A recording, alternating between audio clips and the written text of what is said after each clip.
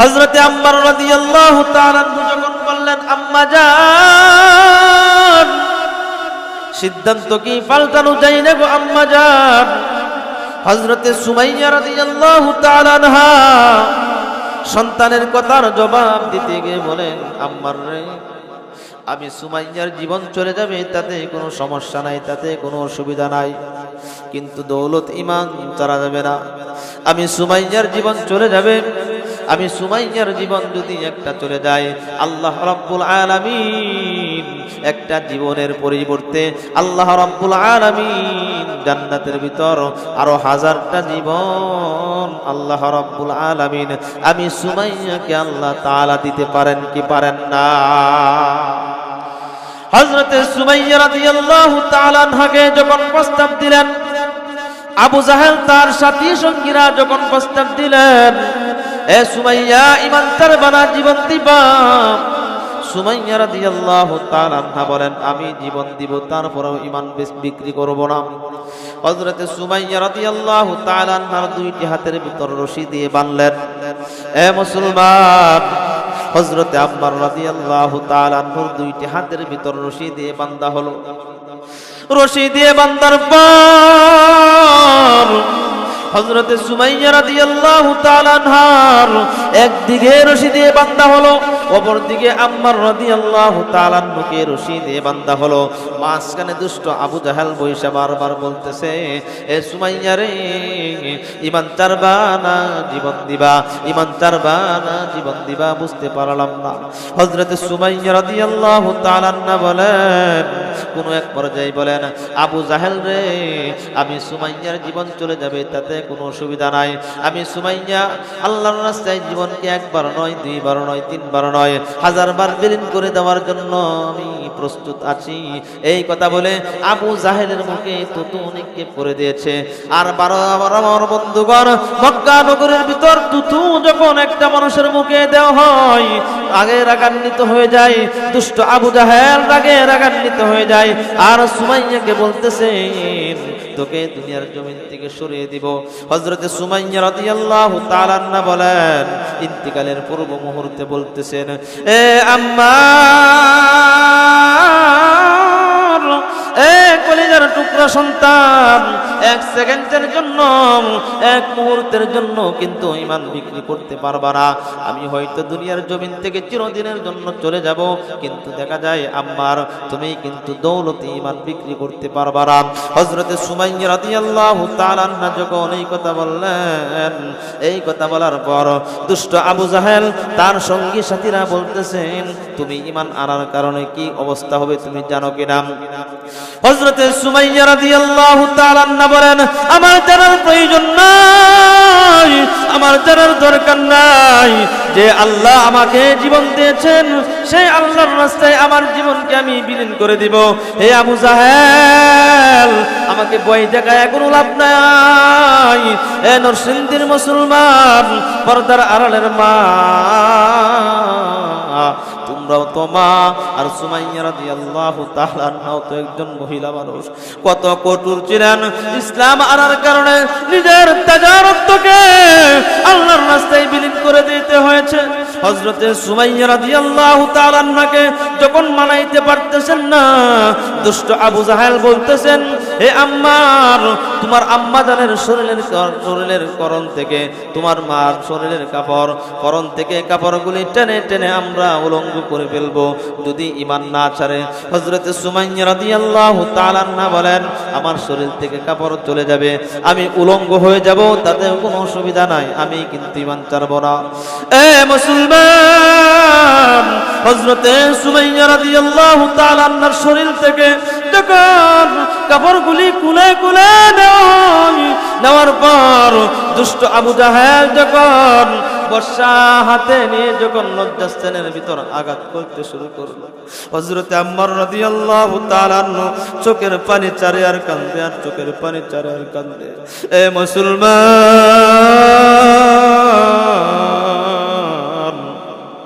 হযরতে আম্মার রাদিয়াল্লাহু তাআলা আনহু বলেন, মালিক, ও আল্লাহ, আমার পায়ের নিচের মাটিটা আপনি একটু পাকা করে দেন, আমার পায়ের নিচের মাটিটা আপনি একটু পাকা করে দেন, পাক করে দেন। আমি মাটির নিচে ডেবে যাই, আমি মাটির নিচে ডেবে যাই, কারণ আমি উপযুক্ত সন্তান হয়ে আমার আম্মা জানকে দুষ্ট কাফের, দুষ্ট আবু জাহেল, কাফের মুশরিকরা এইভাবে লজ্জাস্থানের ভিতরে আঘাত করবে, শরীরের কাপড়গুলি টেনে টেনে খুলে নিবে, আমি সহ্য করতে পারবো না। হযরতে আম্মার রাদিয়াল্লাহু তাআলা আনহু চোখের পানি চারে আর কাঁদে, চোখের পানি চারে আর কাঁদে। দুষ্ট আবু জাহেল বলতেছে, এ সুমাইয়া, ঈমান ছাড়ো, আর না হয়তো কিন্তু দুনিয়ার জমিন থেকে চলে যাইতে হবে। হযরতে সুমাইয়া রাদিয়াল্লাহু তাআলা আনহু শরীরের কাপড়গুলি টেনে খুলে নেওয়া হলো। খুলে নেওয়ার পর বর্ষা দিয়ে লজ্জাস্থানের ভিতর আঘাত করতে করতে রক্তকরণ হয়ে এই জমিনের ভিতর শহীদ হয়ে যায়। এই জন্য রে মুসলমান ইমানদার, ঈমান ছাড়া যাবে না। হযরত সুমাইয়া রাদিয়াল্লাহু তাআলা আনহা কিন্তু প্রমাণ করে দিয়েছেন, জীবন চলে যাবে, ঈমান ছাড়া যাবে না, জীবন চলে যাবে, ঈমান ছাড়া যাবে না। এ নরসিংদীর মুসলমান, এই জন্য আমার বন্ধুগণ, টাকার কাছে ঈমান বিক্রি করা যাবে না, বাড়ির কাছে ঈমান বিক্রি করা যাবে না, সুন্দরী নারীর কাছে ঈমান বিক্রি করা যাবে না, সুন্দরী গাড়ির কাছে ঈমান বিক্রি করা যাবে না, ব্যাংক ব্যালেন্স অট্টালিকার কাছে কিন্তু ঈমান বিক্রি করা যাবে না, কারণ ঈমান হলো দামি সম্পদ। হযরতে সুমাইয়া রাদিয়াল্লাহু তাআলা আনহা প্রমাণ দিয়েছেন, ঈমান দামি সম্পদ, ঈমান দামি সম্পদ। এই জন্য রে মুসলমান ইমানদার, দুনিয়ার জমিন থেকে বিদায় হয়ে চলে গেছেন, আর সঙ্গে সঙ্গে আল্লাহর তৈরি জান্নাত আল্লাহ রাব্বুল আলামিন তাকে দেখিয়ে দিয়েছেন। জোরে বলি সুবহানাল্লাহ। আল্লাহ রাব্বুল আলামিন বলেন, لئن شكرتم لأزيدنكم ولئن كفرتم إن عذابي لشديد।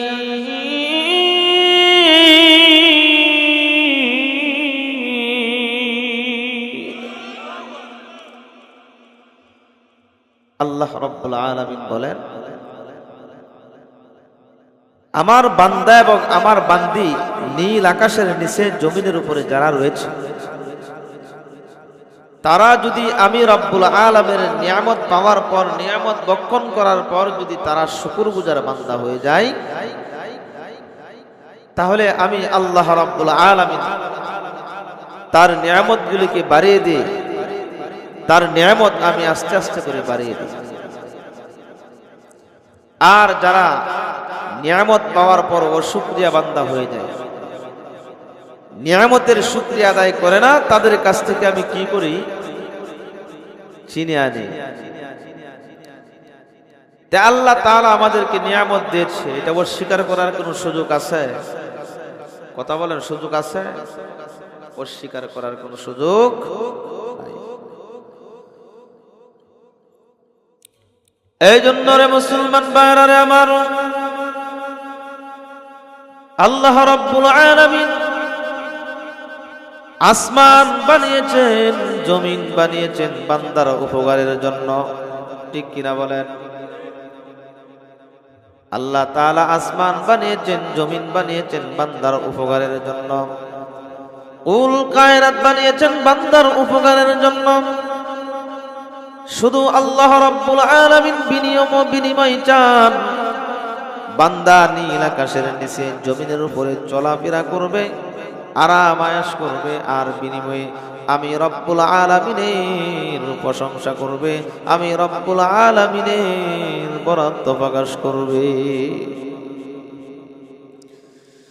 কিন্তু দেখা যায় রে মুসলমান, আল্লাহ রাব্বুল আলামিনের আসমান নিয়ে কিন্তু আমরা এক সেকেন্ড সময় চিন্তা করতে চাই না। আল্লাহ রাব্বুল আলামিনের জমিনটাকে নিয়ে আমরা এক সেকেন্ড সময় চিন্তা করতে চাই না। আল্লাহ তাআলা গুটিবিহীন কত সুন্দর একটি আসমান আল্লাহ রাব্বুল আলামিন তৈরি করে দিয়েছেন, কত সুন্দর একটি জমিন আল্লাহ রাব্বুল আলামিন আমার জন্য, আপনার জন্য, तमाम পৃথিবীর মানুষের জন্য আল্লাহ রাব্বুল আলামিন তৈরি করে দিয়েছেন। এই যে আমরা মাঝে মধ্যে দেখতে পাই ভূমিকম্প হয়ে যায়, 1 সেকেন্ড 2 সেকেন্ডের ভূমিকম্পর কারণে জমিনটুকু লাড়াচাড়া হয়ে যায়, ঠিক কিনা বলেন? জমিন নড়ে যায়, ঘর নড়ে যায়।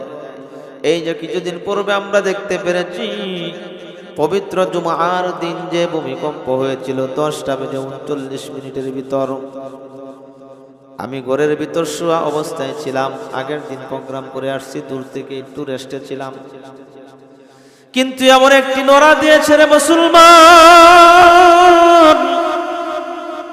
আমার মনে হয়েছে ঘর কিরকম জানি এইভাবে নড়াচড়া শুরু করে দিয়েছে।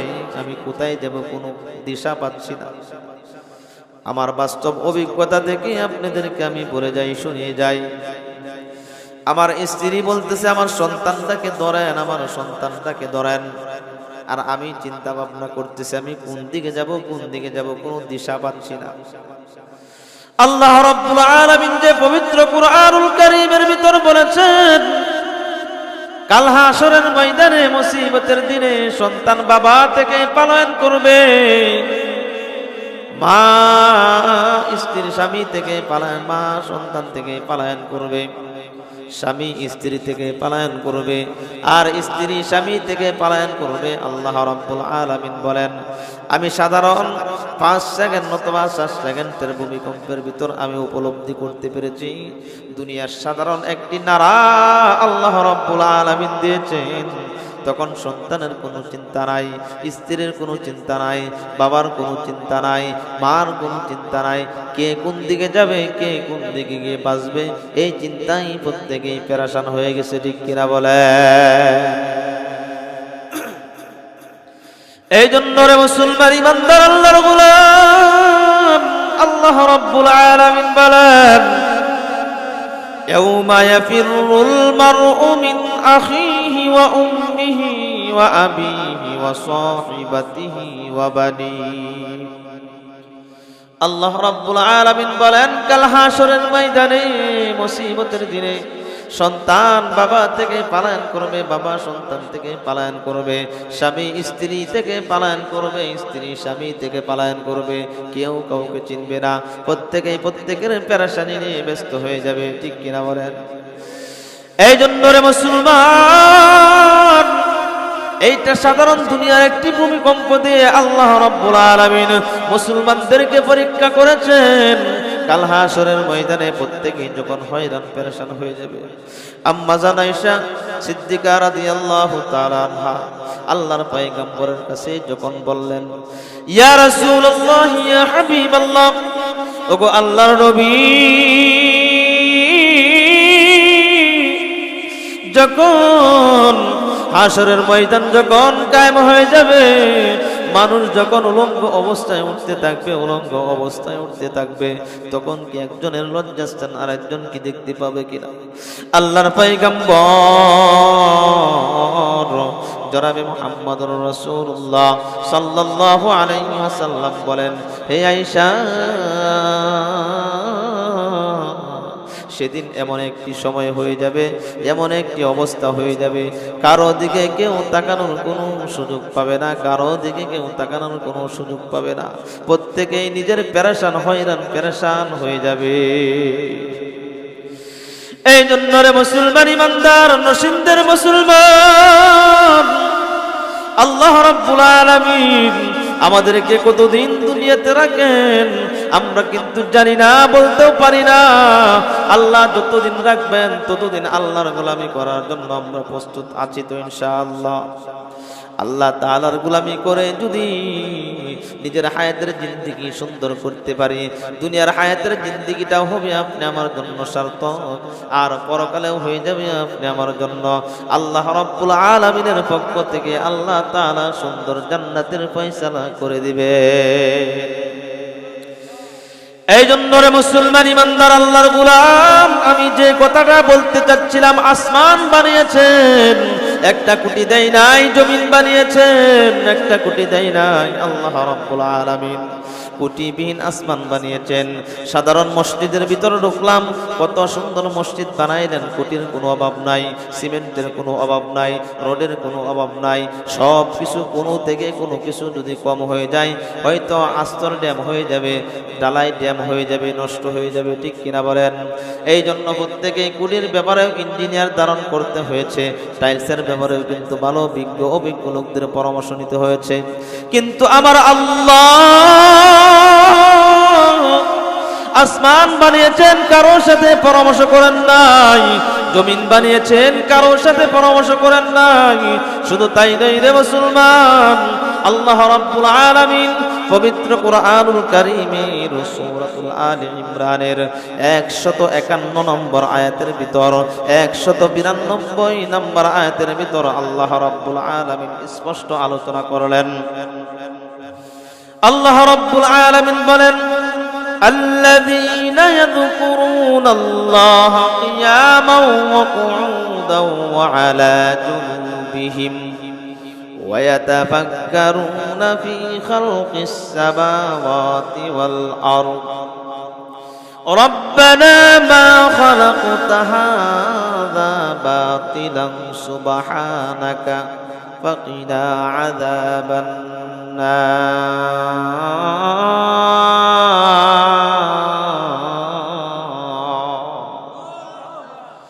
আল্লাহ রাব্বুল আলামিন বলেন, এ দুনিয়ার ইমানদার, আমি আসমান বানিয়েছি কুটিবিহীন। আমার আসমানকে নিয়ে তুমি একটু চিন্তা করো। আমি জমিন কত সুন্দর তোমাদের জন্য বিছানা স্বরূপ বানিয়ে দিলাম। আল্লাহ রাব্বুল আলামিন অন্যত্র আয়াতের ভিতর আল্লাহ রাব্বুল আলামিন জমিনের ব্যাপারে আরেকটি কথা এখানে বলা হয়েছে, আলাম নাজআলিল আরদা মিহাদান ওয়াল জিবালা আওতাদা ওয়া খালাকনাকুম আজওয়াজা। আল্লাহ রাব্বুল আলামিন বলেন, জমিনটাকে আমি কি সুন্দর করে বিছানা তোমাদের জন্য বানিয়ে দিলাম। যদি বিছানা স্বরূপ না বানাইতাম, আল্লাহ রাব্বুল আলামিন সামনের দিকে আরটু বলেন, আমি জমিনটাকে পেরেক রূপে পেরেক ডাবিয়ে দিয়েছি। আর যদি পেরেক না ডাবাইয়ে দিতাম, জমিন নড়াচড়া যদি করতো, তোমরা কিন্তু চলাফেরা করতে পারতা না। সাধারণত একটা উদাহরণ দিলে বুঝতে পারবেন। আগে দেখতাম যখন নদী অথবা কালের ভিতরে যখন ব্রিজের কোনো ব্যবস্থা ছিল না, সাঁকো ছিল, সাঁকো চিনেন কিনা, মনে আছে কিনা? সাঁকো যখন ওই মাথা থেকে একজন আসতো আর একজন যাইতো, যখন একটু নাড়া সারা লাগতো, কলিজার ভিতরে পানি নাই। কারণ যদি সাঁকো ভেঙে যদি পড়ে যায়, নিচে পানি আর পানি, সাঁতার যদি না জানা থাকে, পানিকে তার উপরে মরতে হবে, এইরকম চিন্তা ভাবনা ছিল কি ছিল না? কিন্তু রে আমার বন্ধুগণ, আল্লাহ রাব্বুল আলামিন ইমানদারদের জন্য, আল্লাহর বান্দাদের জন্য এই জমিনকে বিছানা স্বরূপ বানিয়ে দিয়েছেন। আর জমিনের ভিতর পেরেক রূপে পেরেক ডাবিয়ে দিয়েছেন, যেন আমার জমিন নড়াচড়া না করে। আপনারা যারা পাহাড়ি এলাকায় বসবাস করেন তারা জানতে পারেন, বুঝতে পারবেন। আমরা যখন টাঙ্গাইলের দিকে যখন সফরে যাই, ঘাটাল দিকে, বিশেষ করে ঘাটাল থানার ভিতর পাহাড়ি এলাকা, মসজিদের ছাদের উপর পাহাড়ের টিলা, নিচে আমার বাড়ির জমিনের মাঝে, কিন্তু দেখা যায় পাহাড়ের ভিতর উঠলে কলিজার ভিতর পানি থাকে না। অনেক বড় পাহাড়, ঠিক কিনা বলেন? এই পাহাড় যদি নড়াচড়া করতো, এই পাহাড় যদি নড়াচড়া করতো, তাহলে কিন্তু মানুষ পাহাড়ের উপরে বসবাস করার মতো কোনো সুযোগ ছিল না, ঠিক কিনা বলে? এই জন্য রে মুসলমান ইমানদার, আল্লাহ রাব্বুল আলামিন বলেন, মানুষ তিন রকম থেকে যে কোনো একভাবে মানুষ চলাফেরা করে থাকে। যেমন আল্লাহ তাআলার আসমান নিয়ে তুমি চিন্তা করো, আল্লাহ তাআলার জমিন নিয়ে তুমি চিন্তা করো। শুধু তাই নয়, মানুষ বসা অবস্থায় থাকে, মানুষ শোয়া অবস্থায় থাকে, মানুষ দাঁড়ানো অবস্থায় থাকে। আল্লাহ রাব্বুল আলামিন বলেন, তিন অবস্থা থাকার পর যদি আমি রব্বুল আলামিনের জিকিরটুকু তার দিলের ভিতর করতে পারে, وَيَتَفَكَّرُونَ فِي خَلْقِ السَّمَاوَاتِ وَالْأَرْضِ رَبَّنَا مَا خَلَقْتَ هَذَا بَاطِلًا سُبْحَانَكَ فقنا عذاب النار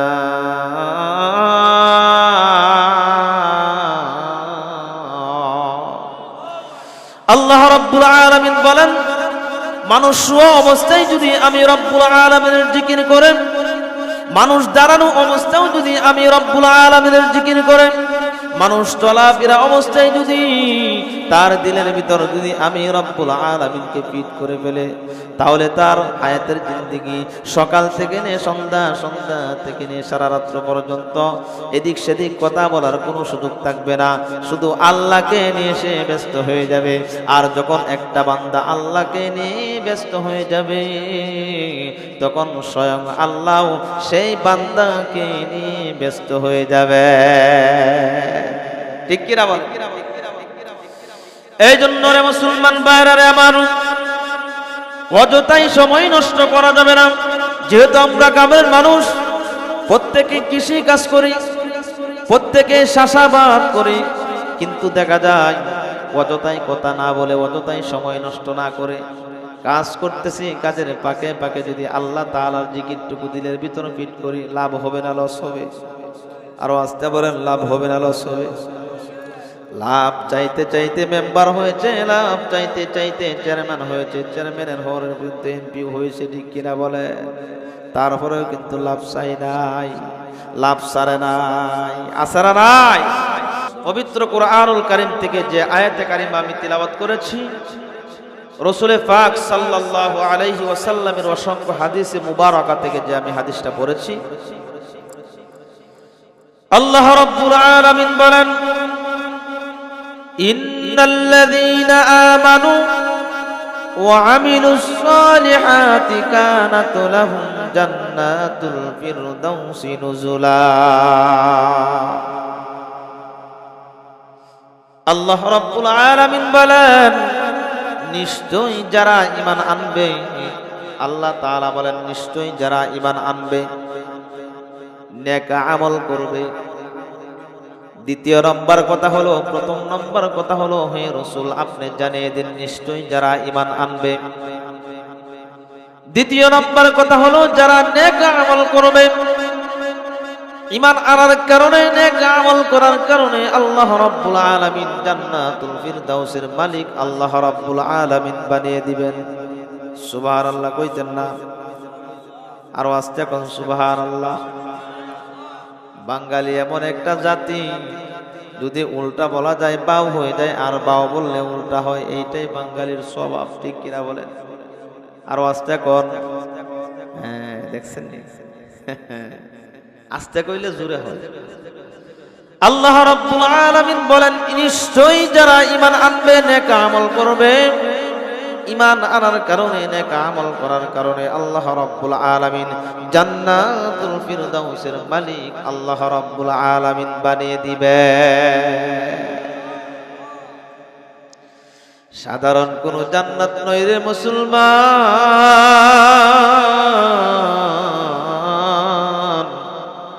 সাধারণ কোন জান্নাত নয়। আল্লাহ তাআলা প্রত্যেকের জন্য জান্নাতে একটি ঘর বানিয়ে রেখেছেন, ঠিক কিনা বলেন? আবু জাহেল কাট্টা কাফের, আবু লাহাব কাট্টা কাফের, ফিরাউন কাট্টা কাফের, হামান সাদ্দাত কাট্টা কাফের, তারপরেও আল্লাহ রাব্বুল আলামিন বেইনজামি করেন নাই। আল্লাহ তাআলা ফিরাউনের জন্য কিন্তু জান্নাত বানিয়েছেন। ফিরাউনের জন্য যেমন জান্নাতে একটি ঘর বানিয়েছেন, কারমানের জন্য জান্নাতে একটি ঘর বানিয়েছেন, আবু জাহেলের জন্য জান্নাতে একটি ঘর বানাইছে রে মুসলমান। এ বন্ধুগণ, কিন্তু আবু জাহেল জান্নাতে যাওয়ার কোন রকম রাস্তা নাই, আবু লাহাব জান্নাতে যাইতে পারবে না। এ বন্ধুগণ, আল্লাহ রাব্বুল আলামিন 8টা জান্নাত বানিয়েছেন।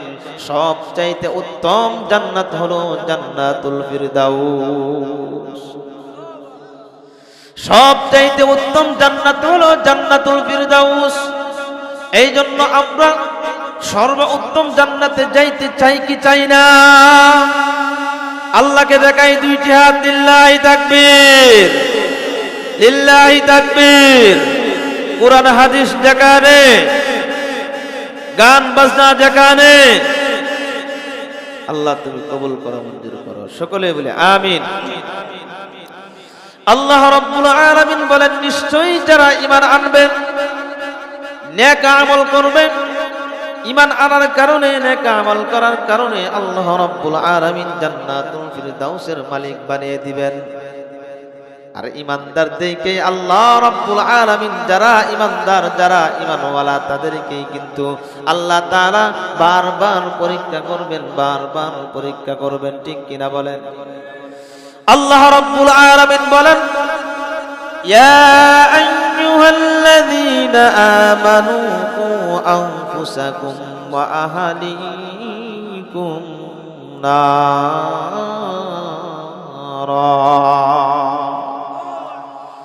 আল্লাহ রাব্বুল আলামিন বলেন, হে ঈমানদার, তুমি জাহান্নামের আগুন থেকে বাঁচো, তোমার আহাল পরিবার পরিজনকে জাহান্নামের আগুন থেকে বাঁচাও, তোমার প্রতিবেশীকে জাহান্নামের আগুন থেকে বাঁচাও, তোমার বন্ধু বারাদরকে তুমি জাহান্নামের আগুন থেকে বাঁচাও। কারণ তাদেরকে দাওয়াত দিতে থাকো, দাওয়াত দিতে থাকো। কোন এক পর্যায়ে বলতে বলতে বলতে বলতে দেখা যায় আল্লাহ রাব্বুল আলামিন তাকে কবুল করে নেবেন, তাকে কবুল করে নেবেন। এই জন্য রে মুসলমান ঈমানদার, পাগলকে গিয়ে জিজ্ঞাসা করবেন জান্নাত চাও না জাহান্নাম চাও? পাগলেও বলবে জান্নাত চাই। একটা বেনামাজিকে গিয়ে জিজ্ঞাসা করবেন আপনি কি জান্নাত চান না জাহান্নাম চান? বেনামাজি বলবে না না না, যেহেতু মুসলমানের ঘরে জন্ম, আল্লাহ রাব্বুল আলামিন দুনিয়াতে পাঠিয়েছেন, অবশ্যই অবশ্যই আল্লাহ রাব্বুল আলামিন জান্নাত দিবেন। কিন্তু রে মুসলমান, আল্লাহ রাব্বুল আলামিন জান্নাত দিবেন, কিন্তু বালা এবং মন্দর ব্যাপার সেবার আছে না নাই? এক নাম্বার জান্নাত হলো যারা ঈমান আনবে, নেক আমল করবে। আল্লাহ রাব্বুল আলামিন বলেন, ঈমান আনার কারণে, নেক আমল করার কারণে জান্নাতুল ফিরদাউসের মালিক আল্লাহ রাব্বুল আলামিন বানিয়ে দিবে। এই জন্য রে মুসলমান ঈমানদার, আল্লাহর গোলাম, আল্লাহ রাব্বুল আলামিন এক একজন সাহাবে কেরামদেরকে এক এক ভাবে পরীক্ষা করেছেন। আম্বিয়া আলাইহিস সালাতু ওয়াস সালামদেরকে এক এক ভাবে পরীক্ষা করেছিলেন। হযরতে আসিয়া আলাইহিস সালাতু ওয়াস সালামকেও কিন্তু পরীক্ষা করেছিলেন। ফেরাউনের স্ত্রী থাকা সত্ত্বেও কিন্তু আসিয়া কত বড় আল্লাহ ওয়ালা বুজুর্গ ব্যক্তি হয়ে গেলেন, আল্লাহর পেয়ারা হয়ে গেলেন। দুনিয়াতে থাকতেই জান্নাত তার চোখের সামনে আল্লাহ রাব্বুল আলামিন রহমতের ফেরেশতাদের মাধ্যমে জান্নাতটাকে ওনার চোখের সামনে ধরে তুলেছেন। ঠিক কিনা বলে? এই জন্য নরসিংদীর মুসলমান, আল্লাহ রাব্বুল আলামিন বলেন, আমিনু কামা আমানান নাস। ঈমান আনতে হবে। কিরকম ঈমান আনতে হবে? আল্লাহ রাব্বুল আলামিন এই আয়াতে কারিমার ভিতর বলেন, ঈমান আনো তাদের মতো ঈমান আনো। কাদেরকে ইঙ্গিত করা হয়েছে? হযরতে সাহাবায়ে কেরামের ঈমানের মতো ঈমান আনো, হযরতে আম্বিয়া আলাইহিস সালাতু ওয়াস সালামের ঈমানের মতো ঈমান আনো, ফেরাউনের স্ত্রী আসিয়ার ঈমানের মতো ঈমান আনো, হযরতে সুমাইয়া রাদিয়াল্লাহু তাআলা আনহার ঈমানের মতো ঈমান আনো। এ মুসলমান, ঈমান যদি হযরতে আসিয়ার মতো ঈমান আনা হয়, এই পর্দার আড়ালের মা, কলিজার টুকরা মা এবং বোনেরা, ঈমান যদি হযরতে আসিয়ার মতো ঈমান তোমাদের হয়, ফেরাউনের স্ত্রী থাকার পর ফেরাউন বারবার দাবি করে, এ আসিয়ারে আমাকে একটু কুদা মানো, আমাকে একটু কুদা মানো, আমাকে একটু কুদা মানলে আমার কাছে ভালো লাগে। ঘরের মানুষ যদি কুদা মানে, বাহিরের মানুষ মানতে বাধ্য হয়ে যাবে। আসিয়া বলতেছেন, না না না, আমি যে কুদার উপর ঈমান এনেছি সেই কুদা তো অত্যন্ত উত্তম কুদা। আমি ঈমান এনেছি হযরতে পয়গম্বর মূসা আলাইহিস সালাতু ওয়াস সালামের কুদার উপর। এ ফেরাউন, তুমি আবার কিভাবে কুদা হও আমার তো বুঝা আসে না। এ মুসলমান ঈমানদার, পর্দার অন্তরালের মা, হযরতে আসিয়া কত নির্যাতিত হয়েছে, কত নিপীড়িত হয়েছে। কোন এক পর্যায়ে হাদিস শরীফের ভিতরে পাওয়া যায় শরীরের কাপড়গুলি টেনে টেনে খুলে নেওয়া হয়েছে, শরীর থেকে চামড়াগুলি ব্লেড দিয়ে কেটে কেটে কি করে হয়েছে। যেমন একটি ছাগলকে যেমন জবাই করার পর চামড়া চুলার জন্য আমরা বিভিন্ন কৌশল অবলম্বন করে চামড়া চুলানোর জন্য, ঠিক কিনা বলেন? হযরতে আসিয়া শরীরের চামড়াগুলি টেনে টেনে ব্লেডের মাধ্যমে টেনে টেনে খুলে দেওয়া হয়েছে, শরীরটাকে উলঙ্গ করে দেওয়া হয়েছে। উত্তপ্ত বালু কণার ভিতরে ফেরাউন তার সাথী সঙ্গীদেরকে নিয়ে কত পরিমাণ কষ্ট দিয়েছে, নির্যাতন করেছে, অত্যাচার করেছে। এরপরে সর্বশেষ যখন আসিয়াকে বলতেছে, আসিয়া রে তুমি ঈমান ছেড়ে দাও, হযরতে আসিয়া বলতেছে, না না না, যে আল্লাহর উপর ঈমান এনেছি আমার জীবন চলে যাবে, আমার যৌবন চলে যাবে, আমার যদি দুনিয়ার জমিন থেকে চলেও যাইতে হয় তারপরে আমি ঈমান ছাড়তে পারবো না। এই জন্য রে মুসলমান ঈমানদার, ইন্তেকালের পূর্ব মুহূর্তে যখন আসিয়া আল্লাহ রাব্বুল আলামিনের কাছে বলতেছে, ওগো মালিক, আমি কাফের মুশরিকদের অত্যাচার সহ্য করতে পারতেছি না গো মালিক, আয় আল্লাহ জান্নাতে আমার জন্য একটি ঘর বানান, আমাকে আপনার কাছে নিয়ে যান, আমি আর সহ্য করতে পারতেছি না। আল্লাহ রাব্বুল আলামিন এই আয়াতের ভিতরে বলে দিলেন, এ আসিয়া তোমার কোনো টেনশনের কারণ নাই, তোমার কোনো চিন্তার কারণ নাই, আল্লাহ তাআলার পক্ষ থেকে তোমার জন্য উত্তম ফয়সালা হয়ে গেছে। এ মুসলমান, ইন্তেকালের পূর্ব মুহূর্তে হযরতে আসিয়াকে যখন উলঙ্গ অবস্থায় মরুভূমির প্রান্তরে উত্তপ্ত বালিকণার উপরে পাথর দিয়ে যখন চাপা দিবে, আমার বন্ধুগণ ফেরাউন বলতেছে, আসিয়া রে তুমি কি কারণে হাসতেছ, কি কারণে হাসো, কি কারণে হাসো? আসিয়া বলতেছেন, আমি কি কারণে হাসি তোমাকে যদি আমি বলতে যাই তুমি তো বিশ্বাস করবে না। আমার আল্লাহ আমার চোখের সামনে জান্নাতটাকে তুলে ধরেছেন, আমি এই জন্য হাসতেছি। আর হাসতে হাসতে আল্লাহ রাব্বুল আলামিনের কাছে হযরতে আসিয়া চলে গিয়েছে। জোরে আওয়াজ দিয়ে বলি আল্লাহু আকবার, আরো জোরে বলি আল্লাহু আকবার, আরো জোরে বলেন আল্লাহু আকবার। এই জন্য রে মুসলমান ঈমানদার আল্লাহর গোলাম, একটা ঈমানদার কখনোই কারো কাছে বিক্রি হয় না। তার জীবন যদি একটা না, দুইটা না, চারটা না, পাঁচটা না, হযরতে আসিয়ার চিন্তা ভাবনা ছিল, আমি আসিয়ার একটা জীবন আল্লাহর রাস্তায় আমি বিলীন করে দিব। আমি আসিয়ার যদি 1000টা জীবন থাকতো আল্লাহর রাস্তায় বিলীন করে দেওয়ার জন্য আমি আসিয়া যথেষ্ট ছিলাম, আমি আসিয়া যথেষ্ট ছিলাম। এই ছিল তাদের ঈমান রে বন্ধুগণ।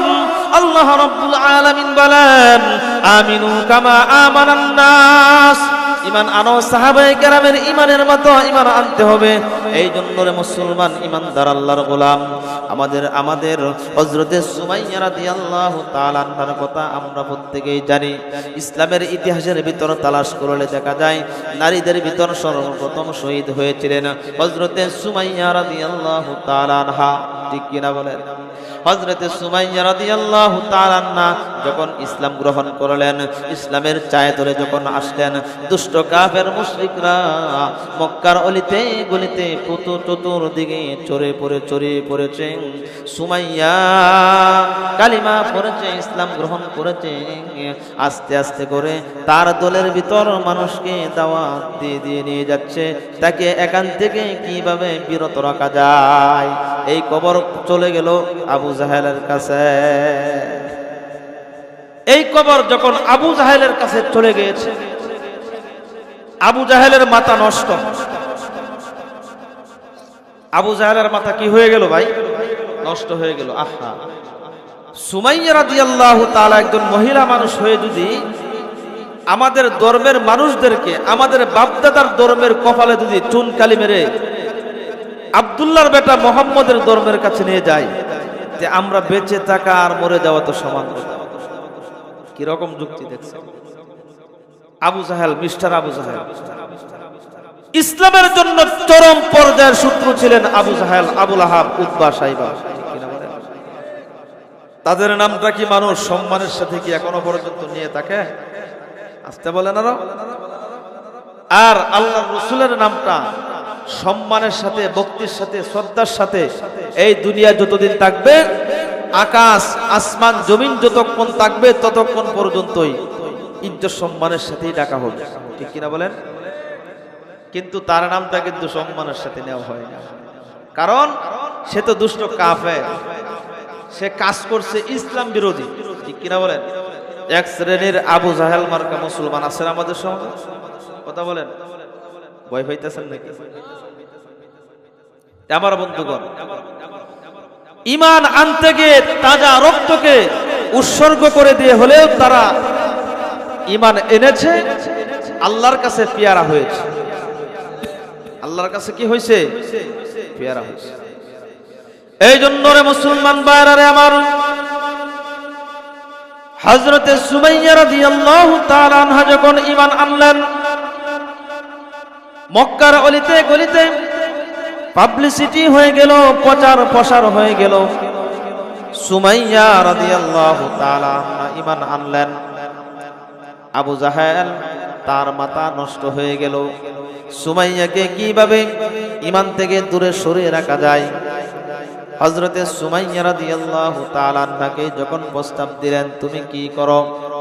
ঈমান ছেড়ে দাও, ঈমান ছেড়ে দাও, আমাদের ধর্মের ভিতর চলে আসো, আর না হয়তো দুনিয়ার জমিন থেকে তোমাকে আমি দুনিয়ার জমিন থেকে আমি তোমাদেরকে সরিয়ে দিব। এ নসিন্দির মুসলমান, হযরতে সুমাইয়া রাদিয়াল্লাহু তাআলা আনহাকে যখন এই কথা বললেন, আবু জাহেলের কথার জবাব দিতে গিয়ে বলেন, এ দুষ্ট কাফের আবু জাহেল, আমার জীবন চলে যাবে, আমার যৌবন চলে যাবে, আমার সব কিছু চলে যাবে, তারপরেও এক সেকেন্ডের জন্য, এক মুহূর্তের জন্য দৌলতে ঈমান আমি ছাড়তে পারবো না। হযরতে সুমাইয়া রাদিয়াল্লাহু তাআলা আনহার একটা সন্তান ছিলেন, হযরতে আম্মার রাদিয়াল্লাহু তাআলা আনহু। হযরতে আম্মার রাদিয়াল্লাহু তাআলা আনহুকে বলতেছেন, আম্মার, তোমার আম্মা জান যে পন্থায় চলাফেরা করতেছে, হাঁটা চলা করতেছে, আমাদের বাপদাদার ধর্মের ভিতর কিন্তু চুনকালি মারতেছে। হে আম্মার, তোমার আব্বা জানকে বুঝাও, তোমার আম্মা জানকে বুঝাও, তোমার আম্মা জানকে বোঝানোর চেষ্টা করো, আর না হয়তো আমরা যা কিছু করার দরকার তাই করব, তারপরেও কিন্তু সে কালিমার দাওয়াত দিতে পারবে না মক্কার ভিতর। হযরতে আম্মার রাদিয়াল্লাহু তাআলা যখন বললেন, আম্মা জান, সিদ্ধান্ত কি পাল্টানো যায় না গো আম্মা জান? হযরতে সুমাইয়া রাদিয়াল্লাহু তাআলা আনহা সন্তানের কথার জবাব দিতে গিয়ে বলেন, আম্মার রে, আমি সুমাইয়ার জীবন চলে যাবে তাতে কোনো সমস্যা নাই, তাতে কোনো অসুবিধা নাই, কিন্তু দৌলত ঈমান ছাড়া যাবে না। আমি সুমাইয়ার জীবন চলে যাবে, আমি সুমাইয়ার জীবন যদি একটা চলে যায়, আল্লাহ রাব্বুল আলামিন একটা জীবনের পরিবর্তে আল্লাহ রাব্বুল আলামিন জান্নাতের ভিতর আরো হাজারটা জীবন আল্লাহ রাব্বুল আলামিন আমি সুমাইয়াকে আল্লাহ তাআলা দিতে পারেন কি পারেন না? হযরতে সুমাইয়া রাদিয়াল্লাহু তাআলা আনহাকে যখন প্রস্তাব দিলেন, আবু জাহেল তার সাথী সঙ্গীরা যখন প্রস্তাব দিলেন, এ সুমাইয়া ঈমান তারবানা, জীবন দিবা, সুমাইয়া রাদিয়াল্লাহু তাআলা আনহা বলেন, আমি জীবন দিব, তারপরেও ঈমান বিক্রি করব না। হযরতে সুমাইয়া রাদিয়াল্লাহু তাআলা আনহার দুইটি হাতের ভিতর রশি দিয়ে বাঁধলেন। এ মুসলমান, হযরতে আম্মার রাদিয়াল্লাহু তাআলা আনহুর দুইটি হাতের ভিতর রশি দিয়ে বাঁধা হলো। রশি দিয়ে বাঁধার পর হযরতে সুমাইয়া রাদিয়াল্লাহু তাআলা আনহার একদিকে রশি দিয়ে বাঁধা হলো, অপরদিকে আম্মার রাদিয়াল্লাহু তাআলা আনহুকে রশি দিয়ে বাঁধা হলো। মাঝখানে দুষ্ট আবু জাহেল বৈশা বারবার বলতেছে, এ সুমাইয়া রে, ঈমান ছাড়বা না জীবন দিবা, ঈমান ছাড়বা না জীবন দিবা, বুঝতে পারলাম না। হযরত সুমাইয়া রাদিয়াল্লাহু তাআলা আনহা বলেন, কোন এক পর্যায়ে বলেন, আবু জাহেল রে, আমি সুমাইয়ার জীবন চলে যাবে তাতে কোনো অসুবিধা নাই। আমি সুমাইয়া আল্লাহর রাস্তায় জীবনকে একবার নয়, দুইবার নয়, তিনবার নয়, 1000 বার বিলীন করে দেওয়ার জন্য আমি প্রস্তুত আছি। এই কথা বলে আবু জাহেলের মুখে থুতু নিক্ষেপ করে দিয়েছে। আর আমার বন্ধুগণ, মক্কা নগরের ভিতর থুতু যখন একটা মানুষের মুখে দেওয়া হয়, আগে রাগান্বিত হয়ে যায় দুষ্ট আবু জাহেল, রাগে রাগান্বিত হয়ে যায়। আর সুমাইয়াকে বলতেছেন, তোকে দুনিয়ার জমিন থেকে সরিয়ে দিব। হযরতে সুমাইয়া রাদিয়াল্লাহু তাআলা আনহা বলেন, ইন্তিকালের পূর্ব মুহূর্তে বলতেছেন, এ আম্মার, এ কলিজার টুকরা সন্তান, এক সেকেন্ডের জন্য, এক মুহূর্তের জন্য কিন্তু ঈমান বিক্রি করতে পারবা না। আমি হয়তো দুনিয়ার জমিন থেকে চিরদিনের জন্য চলে যাব, কিন্তু দেখা যায় আম্মার, তুমি কিন্তু দৌলতে ঈমান বিক্রি করতে পারবা না। হযরতে সুমাইয়া রাদিয়াল্লাহু তাআলা আনহা যখন এই কথা বললেন, এই কথা বলার পর দুষ্ট আবু জাহেল তার সঙ্গী সাথীরা বলতেছেন, তুমি ঈমান আনার কারণে কি অবস্থা হবে তুমি জানো কিনা? হযরতে সুমাইয়া রাদিয়াল্লাহু তাআলা আনহা বলেন, আমার জানার প্রয়োজন নাই, আমার জানার দরকার নাই। যে আল্লাহ আমাকে জীবন দিয়েছেন, সেই আল্লাহর রাস্তায় আমার জীবনকে আমি বিলীন করে দিব। হে আবু জাহেল, আমাকে বই দেখায় কোনো লাভ নাই। এ নরসিংদীর মুসলমান, পর্দার আড়ালের মা, তোমরাও তো মা। আর সুমাইয়া রাদিয়াল্লাহু তাআলা আনহাও তো একজন মহিলা মানুষ। কত কঠোর ছিলেন, ইসলাম আনার কারণে নিজের তাজা রক্তকে আল্লাহর রাস্তায় বিলীন করে দিতে হয়েছে। হযরতে সুমাইয়া রাদিয়াল্লাহু তাআলা আনহাকে যখন মানাইতে পারতেছেন না, দুষ্ট আবু জাহেল বলতেছেন, হে আম্মার, তোমার আম্মা জানের শরীরের করণ থেকে, তোমার মার শরীরের কাপড় করণ থেকে কাপড়গুলি টেনে টেনে আমরা উলঙ্গ করে ফেলবো যদি ঈমান না ছাড়ে। হযরতে সুমাইয়া রাদিয়াল্লাহু তাআলা আনহা বলেন, আমার শরীর থেকে কাপড় চলে যাবে, আমি উলঙ্গ হয়ে যাব, তাতে কোনো অসুবিধা নাই, আমি কিন্তু ঈমান ছাড়ব না। এ মুসলমান, হযরতে সুমাইয়া রাদিয়াল্লাহু তাআলা আনহার শরীর থেকে যখন কাপড়গুলি খুলে খুলে নেওয়ার পর দুষ্ট আবু জাহেল যখন বর্ষা হাতে নিয়ে যখন লজ্জাস্থানের ভিতর আঘাত করতে শুরু করলো, হযরতে আম্মার রাদিয়াল্লাহু তাআলা আনহু চোখের পানি চারে আর কান্দে, আর চোখের পানি চারে আর কান্দে। এ মুসলমান,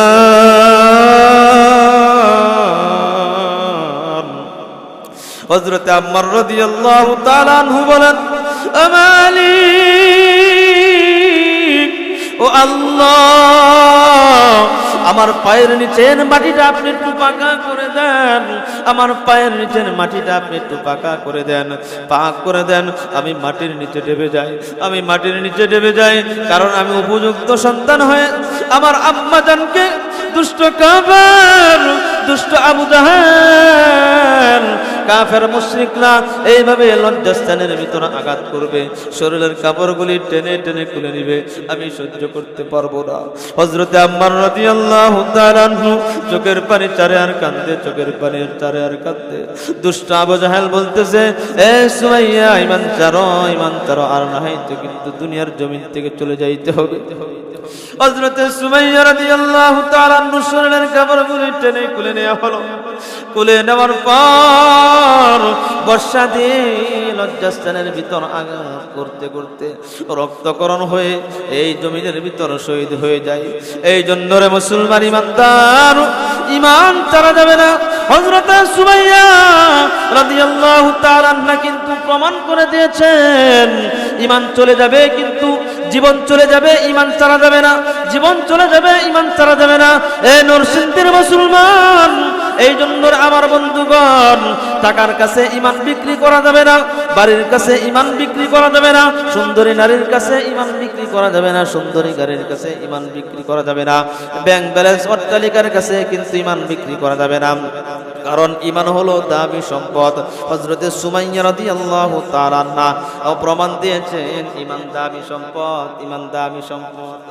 এই জন্য রে মুসলমান ইমানদার দুনিয়ার জমিন থেকে বিদায় হয়ে চলে গেছেন, আর সঙ্গে সঙ্গে আল্লাহর তৈরি জান্নাত আল্লাহ রাব্বুল আলামিন তাকে দেখিয়ে দিয়েছেন। জোরে বলি সুবহানাল্লাহ, আর জোরে বলি সুবহানাল্লাহ। এই জন্য রে মুসলমান ইমানদার এখনো পর্যন্ত নীল আকাশের নিচে জমিনের উপরে এক শ্রেণীর মুসলমান রয়েছে, তারা দৌলত ইমান কিন্তু টাকার কাছে বিক্রি করে না, ঠিক কিনা বলেন? তারা কিন্তু টাকার কাছে ইমান বিক্রি করে না।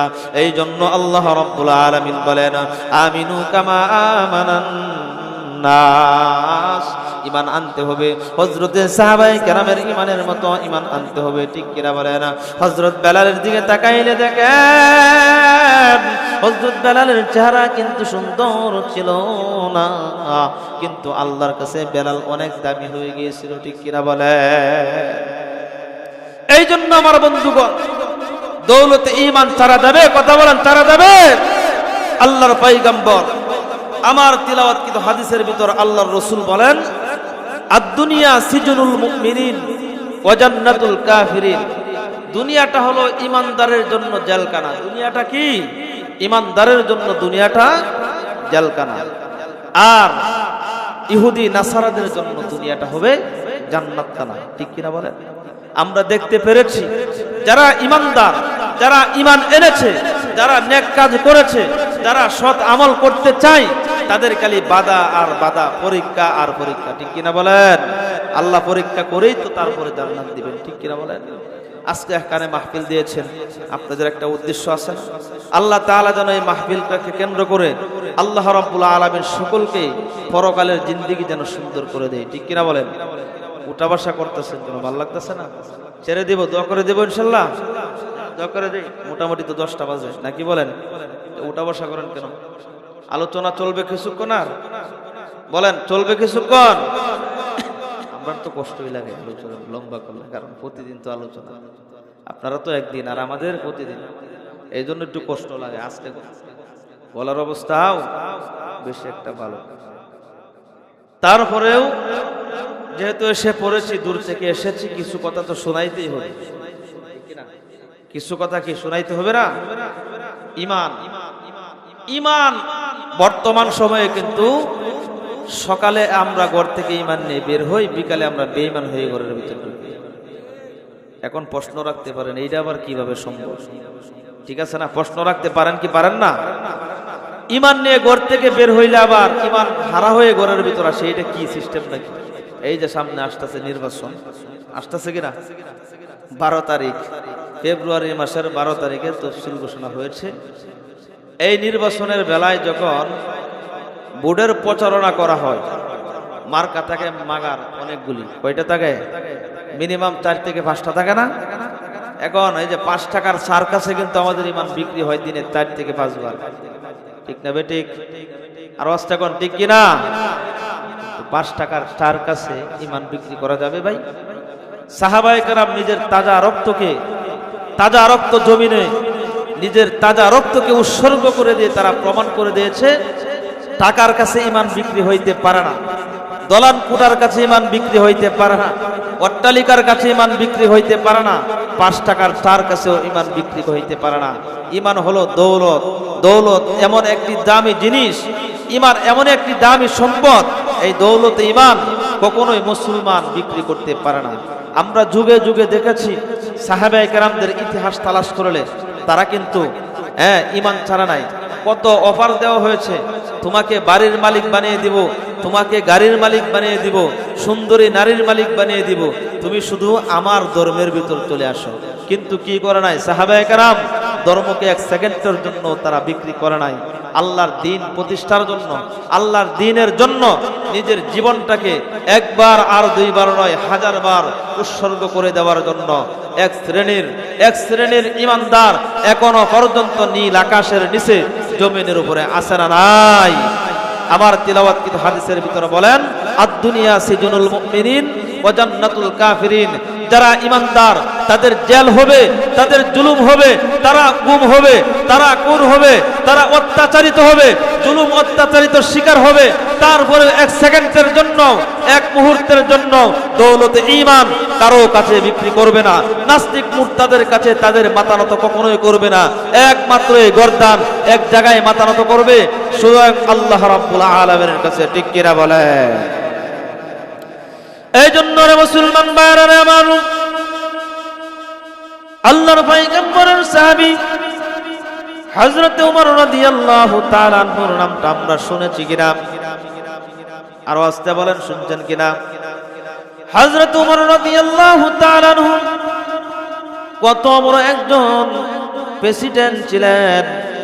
যেমন ওনার খেলাফতের সময় উনি যখন মুসলমান ধর্ম গ্রহণ করে নাই, মুসলমানের পূর্বে যখন মক্কার ভিতরে, মক্কার আদরে যখন কাফের মুশরিকরা একটা পরামর্শ সভা করলেন, পরামর্শ সভার ভিতরে বলতেছেন, এই তোমরা কি আছো এই মসজিদের ভিতর? মুহাম্মদ সাল্লাল্লাহু আলাইহি ওয়াসাল্লামের কল্লাটাকে এনে দিতে পারবা? তার জন্য সুন্দর কিছু পুরস্কার রয়েছে। তাকে সুন্দর নারী দেওয়া হবে, তাকে সুন্দর বাড়ি দেওয়া হবে, তাকে অট্টালিকা দেওয়া হবে, তাকে দলান কোঠার মালিক বানিয়ে দেওয়া হবে।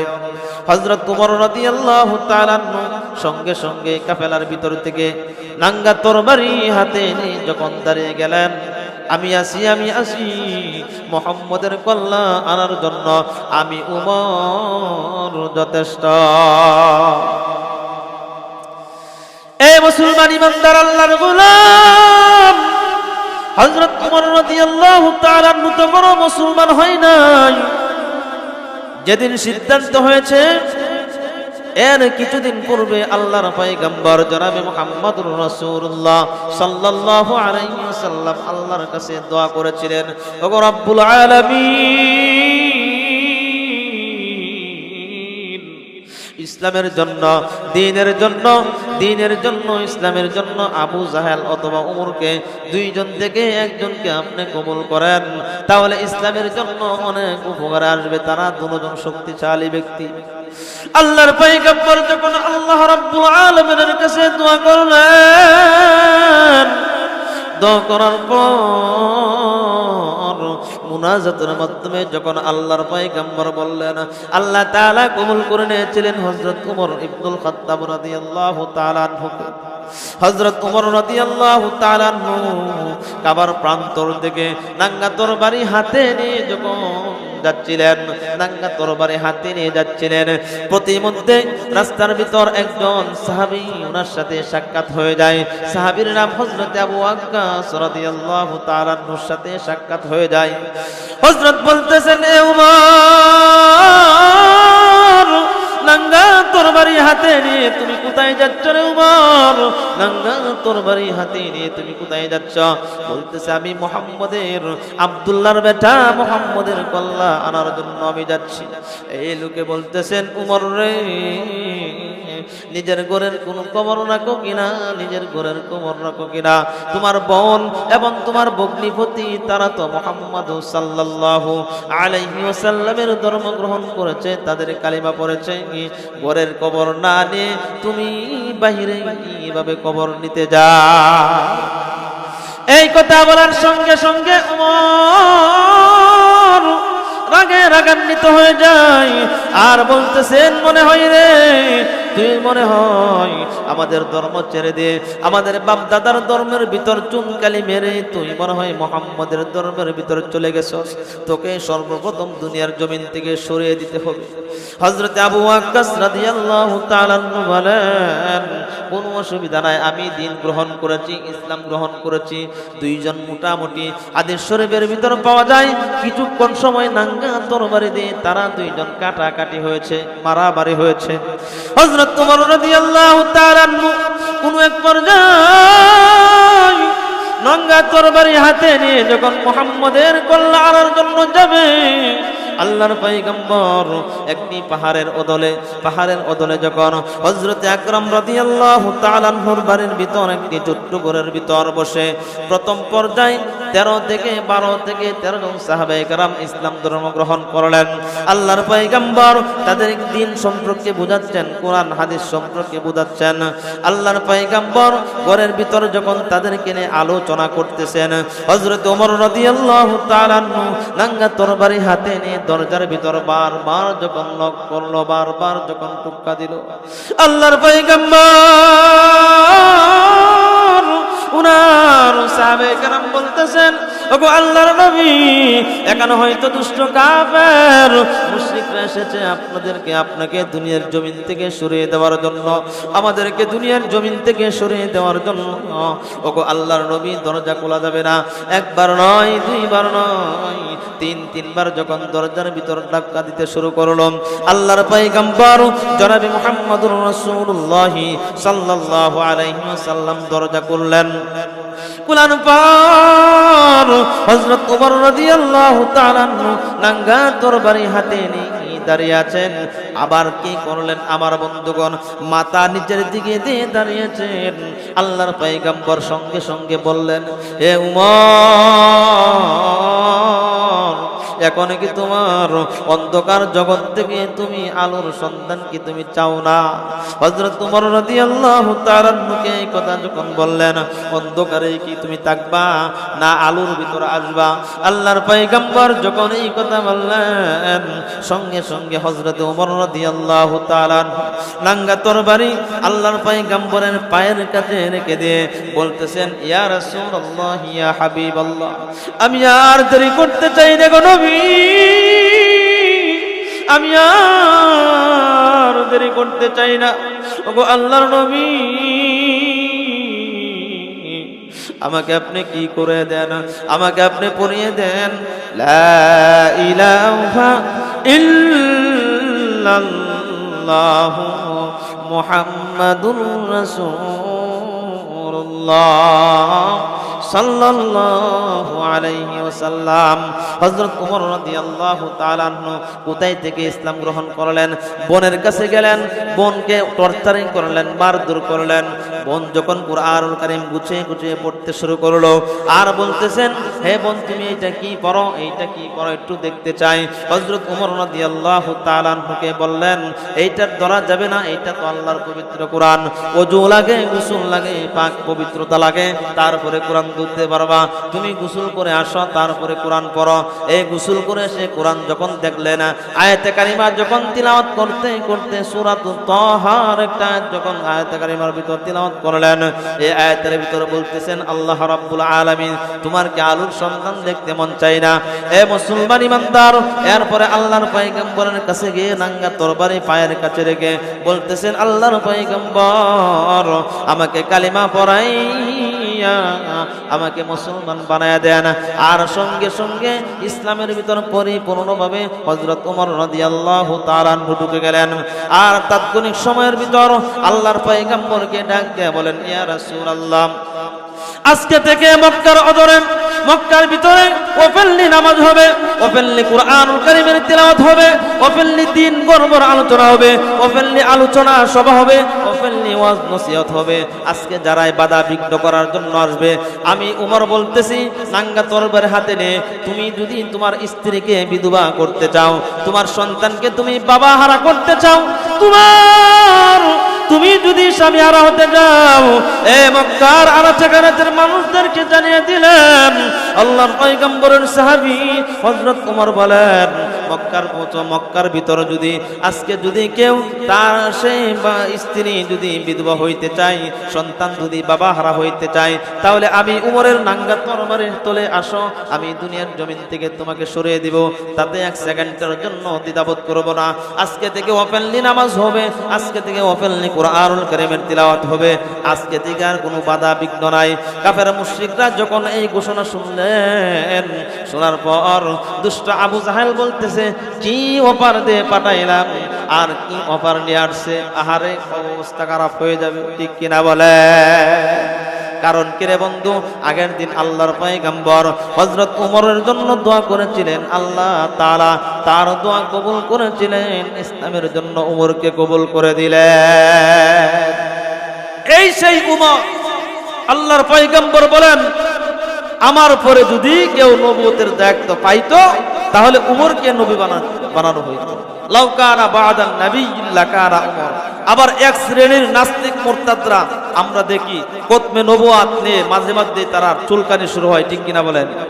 কাদিয়ানীরা বলে, কি বলে, নবী আখিরি নবী নাকি শেষ নবী নয়, বলে কিনা?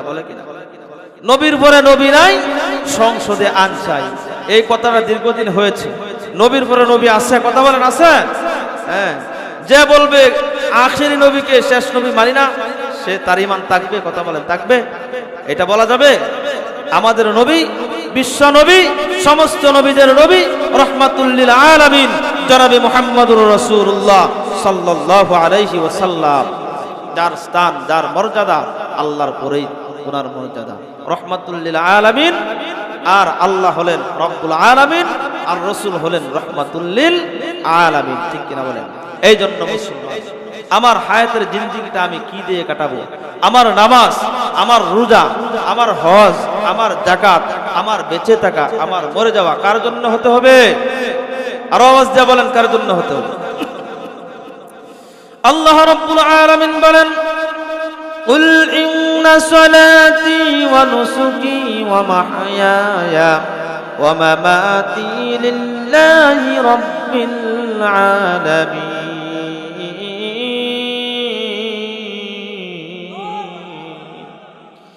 আল্লাহ রাব্বুল আলামিন বলেন, কুল, হে রাসূল আপনি জানিয়ে দেন। আলোচনা শেষ হয়ে যাবে ইনশাআল্লাহ, মোনাজাত হয়ে যাবে, আর মাত্র 10 মিনিট ইনশাআল্লাহ। সবাই বসেন, এলোমেলো করে না। আমার নামাজ, আমার হজ, আমার যাকাত, আমার বেঁচে থাকা, আমার মরে যাওয়া একমাত্র কার জন্য হতে হবে? কার জন্য হতে হবে? আমি যে কথাটা বলতে চাচ্ছিলাম, সাহাবায়ে কেরাম টাকার কাছে বিক্রি হয় নাই, দলান কুটার কাছে বিক্রি হয় নাই, সুন্দরী নারীর কাছে বিক্রি হয় নাই, সুন্দরী বাড়ির কাছে বিক্রি হয় নাই, ঠিক কিনা বলেন? আল্লাহর পয়গম্বরের সাহাবী হযরত আব্দুল্লাহ ইবনে হুযায়ফা রাদিয়াল্লাহু তাআলা আনহুর নাম আপনারা শুনেছেন কিনা? হযরত আব্দুল্লাহ ইবনে হুযায়ফা রাদিয়াল্লাহু তাআলা আনহু রোম সম্রাটের বাদশার কাছে যখন আল্লাহর পয়গম্বরের সাহাবী হযরত ওমর পাঠাইলেন, রোম পারস্যের দিকে পাঠাইলেন, 17 থেকে 18 টন একটা কাফেলা নিয়ে হযরত আব্দুল্লাহ ইবনে হুযায়ফা রাদিয়াল্লাহু তাআলা আনহুকে পাঠাইলেন। পাঠানোর পর রোমের বাদশা বলতেছে, মক্কা থেকে যখন, মদিনা থেকে যখন আব্দুল্লাহ ইবনে হুযায়ফা নামক একটা ব্যক্তি আসবে, কাফেলার ভিতরে 17 থেকে 18 জন ব্যক্তি রয়েছে। এই কাফেলার মেন যে কমান্ডার থাকবে তাকে নিয়ে আসবা আমার কাছে, তার সাথে আমার কিছু কথা আছে। সম্রাট যখন এই কথা বললেন, আব্দুল্লাহ ইবনে হুযায়ফা রাদিয়াল্লাহু তাআলা আনহুকে যাওয়ার সঙ্গে সঙ্গে গ্রেফতার করলেন। আর রোম সম্রাট বলতেছেন, আব্দুল্লাহ, তোমার কথা অনেক শুনেছি, তোমার নাকি অনেক সাহস, তোমার নাকি অনেক দুঃসাহস, ইসলামের জন্য, দ্বীনের জন্য তুমি নাকি খুব অটল। আমি তোমাকে 2টি অপশন, 4টি প্রস্তাব দিব। আমার 4টা প্রস্তাব যদি তুমি গ্রহণ করো, তুমি দুনিয়াতে লালে লাল হয়ে যাইবা। আব্দুল্লাহ ইবনে হুযায়ফা রাদিয়াল্লাহু তাআলা আনহুকে প্রথম নম্বর প্রস্তাব দেওয়া হলো, রে মুসলমান, তুমি মুসলমান ধর্ম ত্যাগ করে আমাদের খ্রিস্টান ধর্মের ভিতর তুমি চলে আসো। আব্দুল্লাহ ইবনে হুযায়ফা রাদিয়াল্লাহু তাআলা আনহুকে প্রথম নম্বর প্রস্তাব দিলেন, আমাদের খ্রিস্টান ধর্মের ভিতর চলে আসো। আব্দুল্লাহ ইবনে হুযায়ফা রাদিয়াল্লাহু তাআলা আনহু বলেন, দ্বিতীয় নম্বর প্রস্তাবের কথা বলেন, আমি শুনি। রোম সম্রাট বলতেছেন, যখন আমাদের ধর্মের ভিতর তুমি চলে আসবে, তারপরে আমার পাশের চেয়ারের মালিক আমি তোমাকে বানিয়ে দিব। দ্বিতীয় নম্বর প্রস্তাব হলো, পাশের চেয়ারের মালিক আমি বানিয়ে দিব।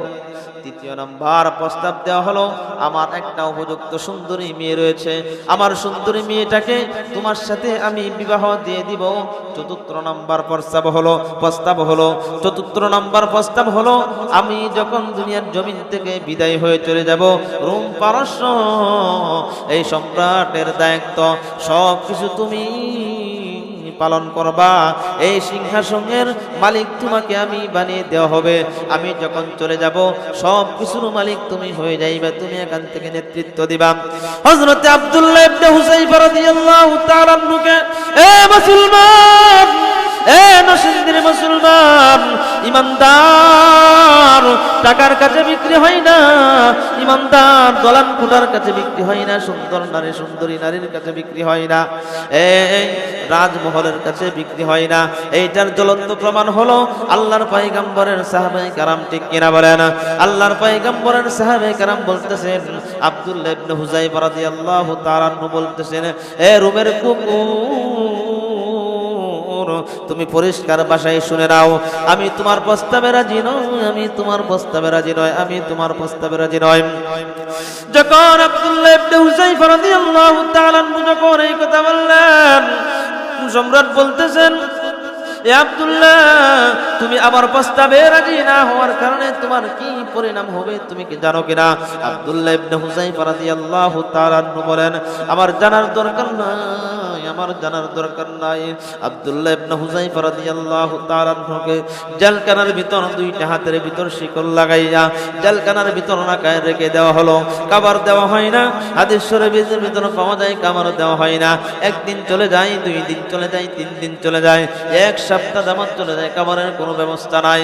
এ মুসলমান, আব্দুল্লাহ ইবনে হুযায়ফা রাদিয়াল্লাহু তাআলা আনহুকে যে জেলখানার ভিতর রাখা হলো, আর জেলখানার কয়েদখানার ভিতর থেকে যে কয়েদি ছিল বলতেছে, গো ও সম্রাট, আব্দুল্লাহ নামক এই যুবকটা কঙ্কালের মতো হয়ে গেছে, খাবারের কোনো ব্যবস্থা করে দেন, পানির কোনো ব্যবস্থা করে দেন না। আব্দুল্লাহ ইবনে হুযায়ফা রাদিয়াল্লাহু তাআলা আনহুকে খাবারের পরিবর্তে কি দেওয়া হয়েছে? শুয়োরের গোশত দেওয়া হয়েছে, আর পানির পরিবর্তে মদ দেওয়া হয়েছে, মদযুক্ত পানি দেওয়া হয়েছে। আব্দুল্লাহ ইবনে হুযায়ফা রাদিয়াল্লাহু তাআলা বলতেছে, এই শুয়োরের গোশত যদি আমার জীবন আব্দুল্লাহর চলেও যায়, তারপরে আমি খাইতে পারবো না। আমি যদি আমার আব্দুল্লাহর জীবন যদি চলে যায়, তারপরেও কিন্তু আমি মদ জাতীয় পানি পান করতে পারবো না। সম্রাট বলতেছেন, এই দেখো খোঁজ খবর নিয়ে আসো, পানি পান করেছে কিনা, শুয়োরের গোশত খাইছে কিনা। আব্দুল্লাহ ইবনে হুযায়ফা রাদিয়াল্লাহু তাআলা খোঁজ খবর নেওয়ার জন্য যায়, দেখে যেভাবে খাবার দিয়েছিল সেইভাবেই পড়ে আছে। এ মুসলমান, সম্রাটের কাছে যখন এই প্রস্তাব নিয়ে আসলো, খবর নিয়ে আসলো, যখন বলতেছে, এ সম্রাট, আব্দুল্লাহ ইবনে হুযায়ফা পানিও ধরে নাই, খাবারও ধরে নাই, তাহলে কি করা যায়? নতুন আরেকটি পদ্ধতি আমরা বাইর করি। একটা যুবতী সুন্দর মেয়েকে সুন্দর করে পার্লার থেকে সাজিয়ে এনে সাজগোজ করে আমি আব্দুল্লাহর এই জেলখানার ভিতর ঢুকায় দাও। যদি তার ঈমানটা 1 মুহূর্তের জন্য, 1 সেকেন্ডের জন্য যদি ঈমান হারা করা যায়, তাহলে এমনি থেকে সে আমাদের দলে চলে আসবে। নাউজুবিল্লাহ। সুন্দরী মেয়েকে যখন সাজিয়ে গুজিয়ে যখন তার কামরার ভিতর ঢুকিয়ে দেওয়া হলো, আল্লাহর রাসূলের সাহাবী, আল্লাহর পয়গম্বরের সাহাবী আব্দুল্লাহ ইবনে হুযায়ফা রাদিয়াল্লাহু তাআলা আনহু সিজদারত অবস্থায় নামাজ পড়তেছে, মেয়ের দিকে আর তাকায় না। এই মেয়ে কোনো এক পর্যায়ে রাগান্বিত হয়ে সম্রাটের কাছে এসে বলে, কার কাছে পাঠাইলেন? সে কি মানুষ না পাথর? সে কি মানুষ না পাথর? আমি এত সুন্দর, আমার দেহের ভিতর এত সুন্দর যৌবন, আমি এত সুন্দর একটি রমণী, এত সুন্দর একটি যুবতী, আমাকে মানুষ দেখলে পাগল করা হয়ে যায়। রুমের যুবকরা আমার জন্য পাগল, আমার জন্য সিরিয়াল ধরে, আর এমন একজন লোকের কাছে পাঠাইলেন, শরীরের কোনো চেহারা সৌন্দর্য নাই, শরীর কঙ্কালের মতো হয়ে গেছে, কিন্তু 1 সেকেন্ডের জন্য, 1 মুহূর্তের জন্য আমার দিকে তাকাই নাই, আমি বুঝতে পারলাম না। এই কথা শোনার পর রোম সম্রাটের মাথা আরো নষ্ট হয়ে গেল। রোম সম্রাট বলতেছে, তাকে কি করা যায়? পরামর্শ মিটিং এ বসে গেলেন, তাকে কি করা যায়, ঈমান কিভাবে নষ্ট করা যায়। মুসলমানদের সবচাইতে বড় হাতিয়ার হলো মুসলমানদের কি? কথা বলেন, দৌলতে ঈমান। মুসলমানদের ঈমান কেনে এক শ্রেণীর নাস্তিক মুরতাদরা সদা সর্বদা বলি গেলে, ঠিক কিনা বলেন? আছে না নাই? সচেতন হতে হবে।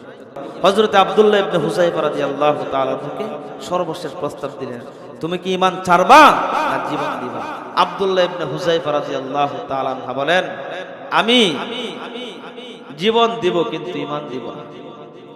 চোখের সামনে যখন কড়াইয়ের ভিতর অনেকগুলি তেল কি করলো, গরম করলো, এই তেলের ভিতর একজনকে অলরেডি নামায় দিছে, আর সঙ্গে সঙ্গে কি হয়েছে জানেন, চর্বিগুলি একদিকে চলে গেছে, হাড্ডিগুলি একদিকে চলে গেছে। আব্দুল্লাহকে বলে, আব্দুল্লাহ দেখছো তোমার অবস্থা এরকম হবে। আব্দুল্লাহ চোখের পানি ছাড়ে আর কাঁদে। সুবহানাল্লাহ কইতেন আর আস্তে কোন সুবহানাল্লাহ। হযরত আব্দুল্লাহ ইবনে হুযায়ফা রাদিয়াল্লাহু তাআলা আনহু চোখের পানি ছাড়ে আর কাঁদে। রোম সম্রাট বলে, এ আব্দুল্লাহ তুমি কি কারণে কাঁদো রে আব্দুল্লাহ? তুমি কি মরার কথা চিন্তা করে কাঁদতেছো কিনা? হযরত আব্দুল্লাহ ইবনে হুযায়ফা রাদিয়াল্লাহু তাআলা আনহু বলেন, আমি কান্দি রে সম্রাট, আমার আব্দুল্লাহর জীবন তো একটা, কয়টা?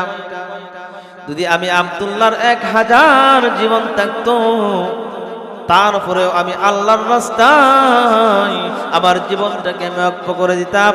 আমি একটা জীবন দিয়ে তৃপ্তি পাচ্ছি না, 1000 জীবন যদি আল্লাহ আমাকে দিতেন, আর আল্লাহর জন্য আমি 1000 জীবন আল্লাহর রাস্তায় বিলীন করে দিতাম। এই কথা বলার পর রোম সম্রাট আশ্চর্য হয়ে গেল, এত জুলুম অত্যাচার করার পরে ঈমান ছাড়ে না। সর্বশেষ প্রস্তাব দিল, ঠিক আছে তোমাকে মারা হবে না, আমার একটা শর্ত আছে, একটা প্রস্তাব আছে। আমাকে তুমি যদি আমার কপালে কি করো, একটা চুমা দাও, একটা চুম্বন করো। আব্দুল্লাহ ইবনে হুযায়ফা রাদিয়াল্লাহু তাআলা আনহু বলেন, আমি রাজি আছি, কিন্তু শর্ত হলো আমার সাথী সঙ্গী যারা রয়েছে প্রত্যেকদেরকে কিন্তু মুক্তি করে দিতে হবে, এক শর্তে আমি রাজি। সম্রাট রাজি হয়ে গেলেন। তখন এই কাফেলা নিয়ে হযরত উমর রাদিয়াল্লাহু তাআলা আনহুর কাছে গেলেন। হযরত উমর বলেন, এই মক্কার মানুষেরা তোমরা শুনে নাও, আব্দুল্লাহ ইবনে হুযায়ফা নিজের জীবনের চাইতে, নিজের যৌবনের চাইতে, সবকিছুর চাইতে আল্লাহর দ্বীন প্রতিষ্ঠার জন্য তার নিজের জীবনকে উৎসর্গ করে দিয়েছে, তারপরে দৌলতে ঈমান ছাড়া নাই। আজকে আমি পরিষ্কার ভাষায় ঘোষণা দিতে চাই, তোমরা প্রত্যেকেই হযরত আব্দুল্লাহ ইবনে হুযায়ফার কপালে চুম্বন করো। হযরত উমর চুম্বন করলেন, জড়ায় ধরলেন। এখন বুঝতে হবে, আমার তিলাওয়াতকৃত আয়াতের আলোচনা পাইছেন তো ইনশাআল্লাহ? পাইছেন না ইনশাআল্লাহ? আল্লাহ তাআলা বলেছিল, নিশ্চয়ই যারা ঈমান আনবে, নেক আমল করবে, আল্লাহ তাআলা ঈমান আনার কারণে, নেক আমল করার কারণে জান্নাতুল ফিরদাউসের মালিক বানিয়ে দিবেন। সুবহানাল্লাহ। আমরা জান্নাত চাই কি চাই না? জান্নাত চাই কি চাই না? আল্লাহ তুমি সকলকে কবুল করো, মঞ্জুর করো, সকলে বলে আমিন।